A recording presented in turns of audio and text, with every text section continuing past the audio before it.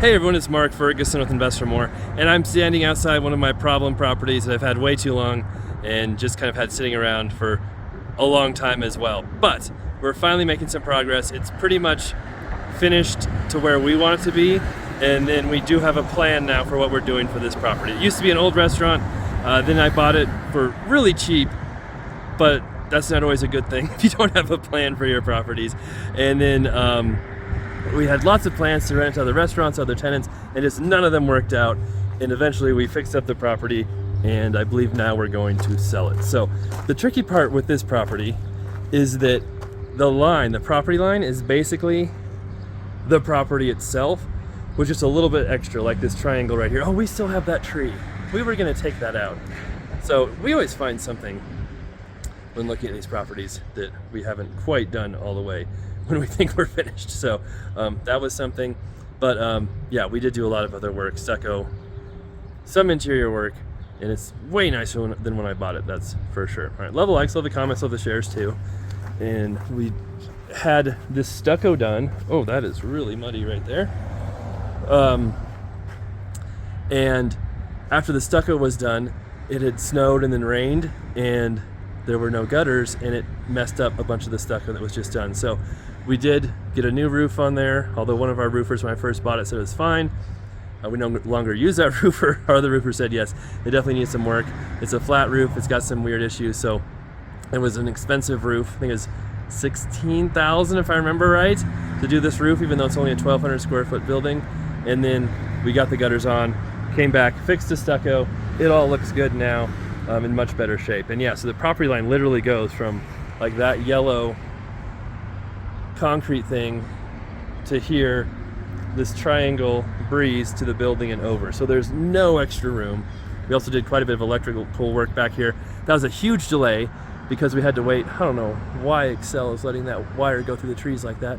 But anyway, huge delay with the city getting the permit, and Excel, the power company, getting their stuff done, and our electrician getting it done. But that took months and months and months.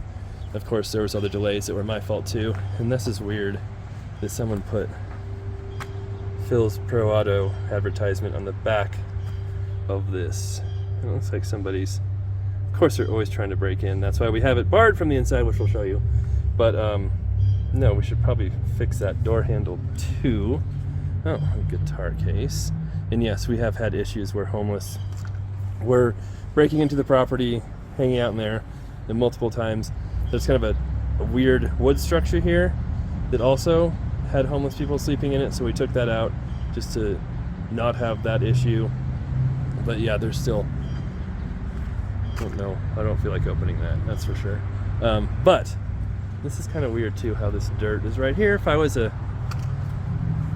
buyer, I'm not sure how much I would like that, so to think about that. And it's also strange too how you can see this side of the building, the dirt is piled up against the building. That did cause some water issues as well too, but this literally is not our land. Like, that's the city's land right next to the irrigation ditch. Ours stops at the building. And we had another issue too. You can see this concrete kind of curb right here, and we didn't really get water on that side, but we got lots of water along here and this side inside the building. And so we told our guys to build another concrete curb like that. They put some concrete down, so that has stopped the water from coming in the building. Now it can run down this direction. And there's the beautiful ditch. And you can see, looks so much better. And my roofers wanted to take that used to be a sign. I don't know why we stuccoed it, I guess it's fine. But they wanted to take that down, and I told them, don't take that sign down. So when you have commercial properties, when you have signs like that, either some kind of billboard, a sign like that one right there, those are very valuable. You can rent those, obviously they rent that to somebody. But if you have a sign like that on the roof, you can put your business name on it. But a lot of the codes have changed where you can't do that anymore. So if we took that sign down, or that place where the sign was down, we might not be able to put it back up. So I'm like, don't take it down, leave it there, you deal with it, and the new owner might want it. I don't know for sure if we could put it back up or not, but just don't take it down. Don't ever take down one of those giant billboards, because you probably won't be able to put it back up because the city codes change. I'll try and link in some before videos here, at least link to the actual video when I first bought it. But it used to be a restaurant. There's kind of a closet right there, and then a counter kind of along the wall to that wall, a walk-in freezer, lots of tables and chairs, and then there was some restaurant equipment back here, a stove, and we kept some of that was worth keeping. But the biggest issue we had with keeping it a restaurant is we tried to rent it or even sell it to multiple different people to have a restaurant in here, and one of the people actually started one right next door, but there's no room on the lot for an exterior grease trap. They had one just sitting on the floor right here, which was not according to new code, but because the old restaurant had been grandfathered in, they could keep doing it, but they stopped operating for quite a while. So the new restaurants, or anybody who came into this building, would have to dig through this concrete or completely redo the whole building in order to have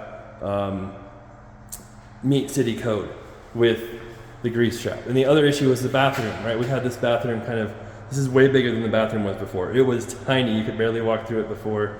The issue here is this water meter is going to be replaced by the city, and it's leaking, and so that's why it's running to the toilet right there. But they're supposed to come and fix that soon. We'll see. Soon has turned into months, but we're used to those delays.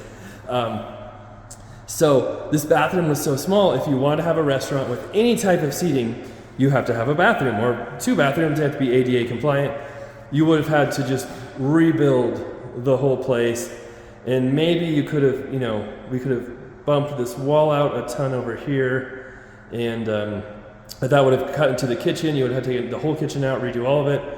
Basically, you're just rebuilding the whole building, and then you still have the grease trap problem, other issues. So we took all the stuff out, sheetrocked some of the parts that needed it, tried to smooth out the floor as much as we could because it was real rocking and rolling all over the place. And then our plan is just to sell it and let someone else move in here. And it's probably going to have to be some kind of retail office, something like that. It's still a really good location. It's 2 blocks from actually 1 block from the University of Northern Colorado. All these you can see, there's a frat house. That's a college rental. Those are all apartments they just built while I've owned this property, if that gives you an idea how long I've had it, for the college. And then, people have always told me I should have turned it into a laundromat. There's literally a laundromat right there. That building is a laundromat. Someone told me I should turn it into a smoke shop. There's literally a smoke shop in that same building, right across from the laundromat. And then a lot of people have told me I should make it a pot dispensary or marijuana. First off, I don't want to be involved with marijuana or pot because it's still illegal federally. And if I do any type of banking, want any kind of bank loans, can't get those if you're doing something that's illegal federally because those banks are federally insured. So that's why they're almost all cash businesses. There's a few banks that have popped up just for the marijuana industry, but they're not FDIC insured, but they give some options to those businesses now. So that's one reason why I want to do that. And the other reason is because yes, I am in Colorado and pot is legal, and yes, I wish we would have cleaned this up more. I think we need to get this all swept out and that chair moved. We're in Colorado where marijuana is legal, but that doesn't mean every single city makes it legal. So Greeley, where I'm at, it is not legal to have any kind of dispensary or there's a little bit of water, but we haven't, I think that's old. We haven't seen any new water over here for a long time. It's not legal to have any kind of dispensary grow. I guess you can grow in Greeley on a personal level, whatever is allowed for the state, but you can't have like a business grow operation or a dispensary where you sell marijuana in Greeley. You can do it in Garden City, which is literally attached to Greeley. And I don't know if you can do it in Evans either. I think so. Evans is another town that's kind of attached to Greeley. But then I just sold an old bar that I bought 2 towns north of us, about 15 miles away from here. It's legal in that town. The new buyers are actually going to put a dispensary in there.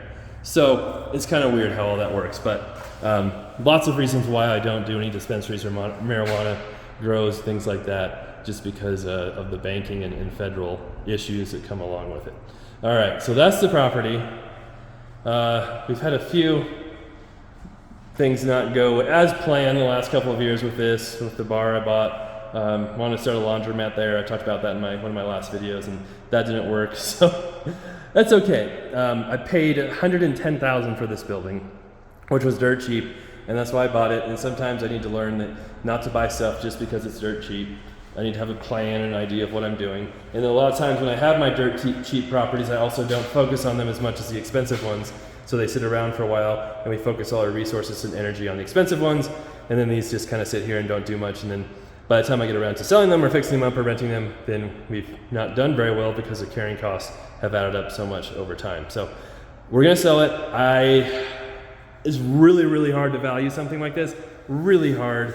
I think I'm gonna ask $250,000 for it. That's what we just sold the old bar for, which is actually smaller than this, but it had a bigger lot, better parking. But anything commercial, there's nothing for sale for less than $300,000 in the entire county right now. So it would be the cheapest commercial property in the county. Very few come up for sale, and if a business does want to own their own building, this would give them an opportunity to do that. So that's the plan. We'll get these few things cleaned up, maybe that door handle fixed, and that tree, I really don't like that tree either. And then I always think I'm ready to list them, and I'm not. But we'll eventually get this one up for sale and move on to some of our other projects that will be more fun. We've got some bigger stuff, some more fun stuff we're working on. Of course, we're still doing flips, and I've got the store, the liquor store, Mini Mart, that business too, that's been fun as well. All right, thanks for watching. Love the feedback, love hearing comments, and of course, love likes and shares and all that great stuff as well. And this may be the last time we see this building on my channel, well, unless something crazy happens. So take care, be back soon.